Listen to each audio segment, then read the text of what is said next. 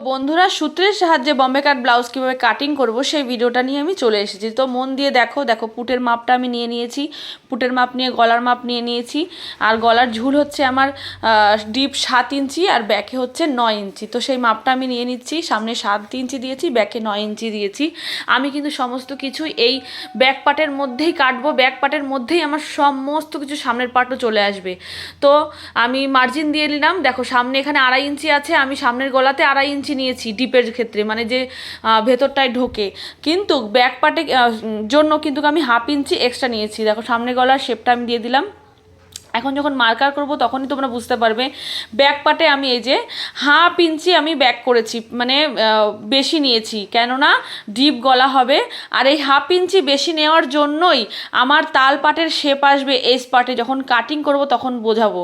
আর দেখো এবার আমি পয়েন্টের মাপটা নিচ্ছি। পয়েন্টের মাপ হচ্ছে 9.5। আর এবার আমি বাইয়ের মাপ নেব। বাই হচ্ছে 3.5। 3.5কে 3 ভাগ করে আমি 3টে দাগ দিয়ে দেবো। এই দাগের মধ্যেই আমাদের সমস্ত কিছু বেরোবে। দেখো এবার এখান থেকেও যেহেতু স্ট্রেট লাইন নিতে হবে, যেন ওই পাশ থেকেও নিলাম, আমি এই পাশ থেকেও নিয়ে এবার মিডিলে আমি স্কেল ফেলে 3টে একদম বরাবর আমি দাগ টেনে দেবো, একদম প্রপার টেনে দেবো। আমার ভিডিও যাদের ভালো লাগে অবশ্যই কিন্তু কমেন্ট করবে, তোমাদের কমেন্ট পড়তে আমার ভীষণ ভালো লাগে। আর যদি নিত্য নতুন আরও ভিডিও পেতে চাও আমাকে অবশ্যই কমেন্ট করে জানাবে। এবার আমি মোহরার লাইন বের করে নিচ্ছি। মোহরার লাইন বের করতে গেলে কী করতে হয়, ছাতিকে 6 ভাগ দিলে পরে কিন্তু মোহরার লাইন বেরিয়ে যায়। তা ও পুটে যতটা নিয়েছি নিচে ততটা নিলাম। এবার আমি ছাতির মাপটা নিয়ে এক্সট্রা মার্জিন নিয়ে মার্কা করে দিলাম। দেখো ছাতির কিন্তু 4 ভাগ হয়েছে। এবার এখানে আমি মোহরার লাইনের জন্য মাঝখানে একটা দাগ দিয়ে দেবো। এবার আমি মোহরার লাইনটা একদম শেপটা আমি করে নেব।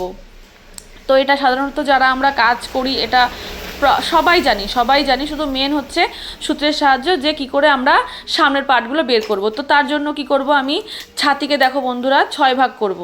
ছাতির 6 ভাগ করে এখানে আমি বসাবো যে কত আমাকে বসাতে হবে।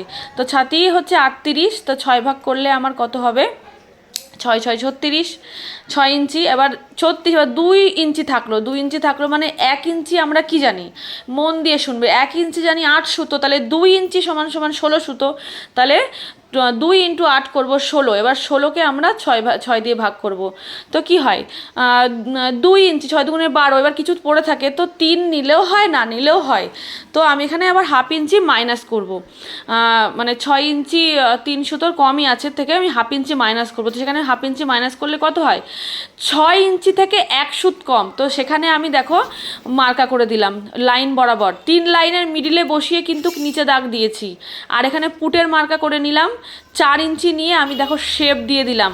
শেপ দিয়ে দিলে কি হলো, এস পার্টের কিন্তু মানে যে শেপটা সেটা কিন্তু চলে আসলো। তো সেটা ভালোভাবে বোঝার জন্য আমি কি করছি, নিচে কোমরের মাপ নিয়ে নিচ্ছি। নিচে আমার কোমর আছে 32, তো 8 ইঞ্চি নিলাম। এক্সট্রা 1 ইঞ্চি হচ্ছে টেকিনের জন্য, আর 1.5 ইঞ্চি হচ্ছে কেন সেলাই মার্জিন। তো দেখো মার্কা করে দিলাম। এবার তোমরা স্পষ্ট বুঝতে পারছো এস পার্টটা।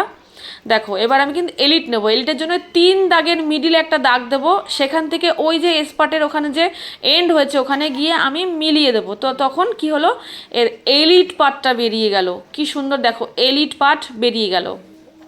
তো এবার আমি কাটরির আপার পার্টটা মাপ নেব। তো তার জন্য টেকিনের ওখানে আমি আগে মার্কা দেবো। তো আমার টেকিন কিন্তু নেব 8, মানে ভেতরে কতটা ঢুকবো সেটার জন্য নেব কিন্তু 10 ভাগ, ছাতির 10 ভাগ। তাহলে আমার ওই 375ও না একটু কম বেশি আসে, তো সেটা আমি নেব।